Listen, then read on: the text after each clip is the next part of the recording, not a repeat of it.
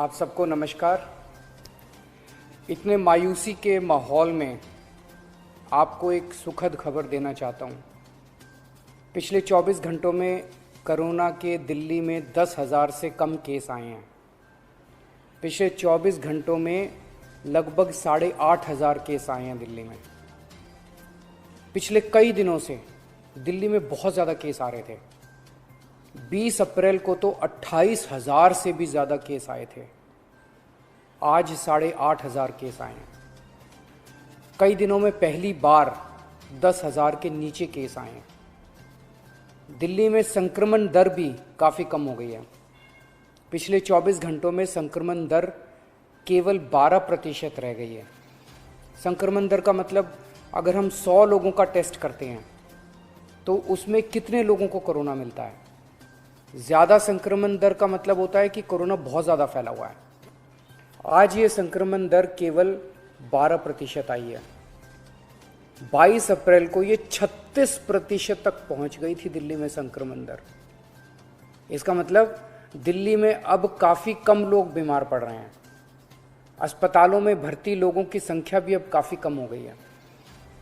पिछले 10 दिनों में दिल्ली के अस्पतालों में कोरोना के 3,000 से ज़्यादा मरीज कम हो गए हैं।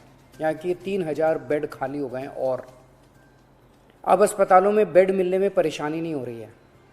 हालांकि एक बात देखने में आई है कि आईसीयू के बेड अभी भी भरे हुए हैं। इसका मतलब सीरियस मरीजों की संख्या अभी ज़्यादा कम नहीं हुई है। अभी भी दिल्ली के अस्पतालों में आईसीयू बेड लगभग सारे भरे हुए हैं। इस दिशा में भी आपकी सरकार काम कर रही है। लगभग 1200 नए आईसीयू बेड बन के तैयार हो गए हैं और आज या कल में ये चालू होने वाले हैं। इससे अपने दिल्ली वासियों को काफ़ी राहत मिलेगी। दिल्ली में जो केस कम हो रहे हैं इसमें हर दिल्ली वासी का बहुत ज़्यादा सहयोग रहा है। हमने दिल्ली में बहुत कड़ा लॉकडाउन लगाया लेकिन दिल्ली वासियों ने उसमें पूरा सहयोग किया। सबने पूरी तरह से लॉकडाउन का पालन किया। आज सब लोग बात कर रहे हैं कि दिल्ली वासियों ने इतने कम समय में कोरोना के केस कम कैसे कर लिए। ये केवल और केवल दिल्ली वासियों के अनुशासित आचरण की वजह से हुआ है। लेकिन लड़ाई अभी जीती नहीं गई है। लड़ाई अभी बाकी है। अभी भी 8,500 केस आए हैं। इनको 0 तक ले जाना है। कोरोना को पूरी तरह ख़त्म करना है। और दूसरी बात, हम अगर अब ढीले पड़ गए तो ये केस फिर बढ़ जाएंगे। कोई गारंटी नहीं है कि ये कम ही रहेंगे। फिर से दिल्ली पे मुसीबत आ सकती है। इसीलिए किसी भी हालत में ढिलाई नहीं करनी। कड़ाई से लॉकडाउन का पालन करना है और कोरोना से बचने के जितने भी उपाय हैं वो सारे लागू रखने हैं। दिल्ली सरकार भी अपने इंतजामों में कोई कमी नहीं छोड़ रही। हम अभी और नए ऑक्सीजन बेड बना रहे हैं। ऑक्सीजन के कई हजार सिलेंडर खरीद रहे हैं। नए नए आईसीयू बेड बना रहे हैं ताकि भगवान ना करे अगर कोरोना के केस फिर से बढ़ गए तो हमारी तैयारी में कोई कमी नहीं होगी। पिछले कुछ दिनों में बेहद दुखदाई, बहुत दुखदाई दिन बीते। पिछले सभी कोशिशों के बावजूद हम अपने कई दिल्ली वासियों को बचा नहीं पाए। कई परिवारों में तो एक से ज़्यादा मौत हुई है। मैं भगवान से प्रार्थना करता हूँ कि इन सभी आत्माओं को शांति प्रदान करे। मैं ऐसे कई बच्चों को जानता हूँ जिनके दोनों माता पिता चल बसे। अब उनका इस दुनिया में कोई नहीं है।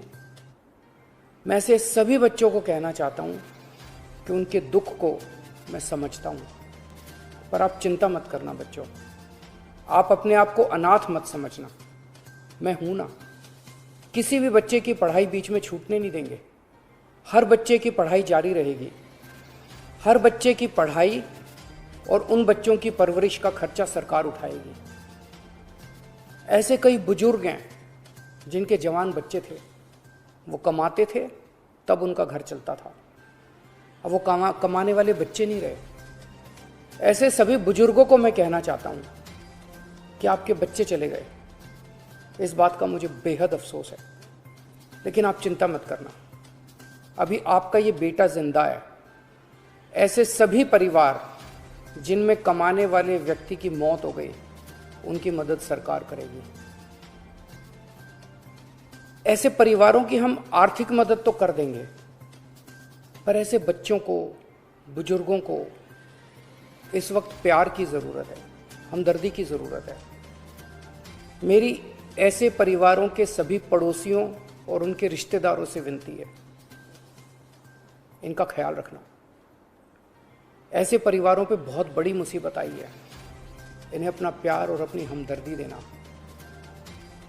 दिल्ली के 2 करोड़ लोग, हम सब एक परिवार हैं। इस दुख की घड़ी में हमें एक दूसरे की मदद करनी है। आज ईद का त्यौहार है। ऊपर वाले से आपकी सेहत और आपकी खुशियों की प्रार्थना करता हूँ। नमस्कार। जल्दी से सब्सक्राइब कीजिए और जो भी आप देखिए उसके नीचे कमेंट्स कीजिए अच्छे और देखते रहिए।